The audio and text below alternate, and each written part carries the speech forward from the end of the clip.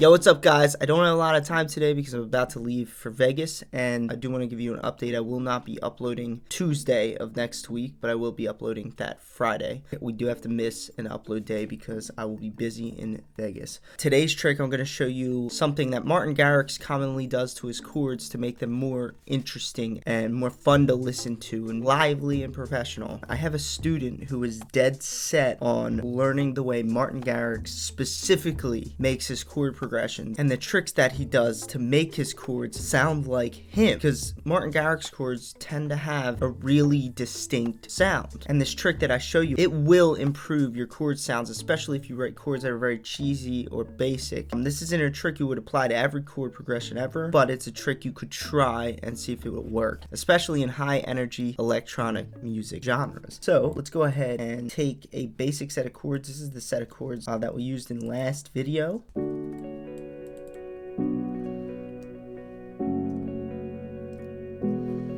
A nice set of chords. This is in the same key of Martin Garrix is There For You with Choice of On. We have a D, a B minor, an F sharp minor, and an E major chord. What I did is I took these chords and basically I'm going to Garrixify them. So I'm going to put them on a little synthesizer here that sounds like a synth that Martin Garrix would use himself. And what I do is I rhythm them down to dotted eighth notes. So here's our chords in rhythm mode. Then we have one last step to make them really sound like something Martin Garrix would use.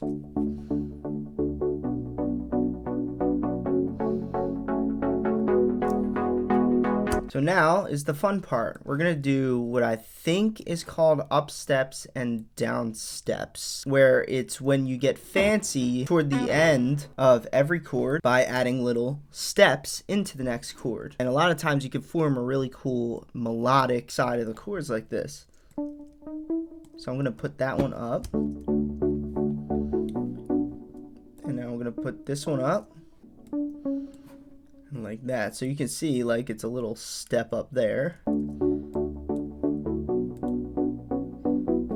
you can see it's creating its own little melodic side to these chords. In typical Martin Garrix fashion, you close the end of your chords by doing some sort of down step or up step that I hear in a lot of his melodies. So in this one,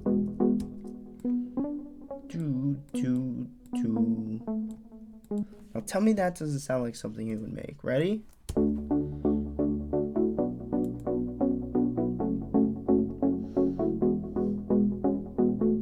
So then you could take something like that and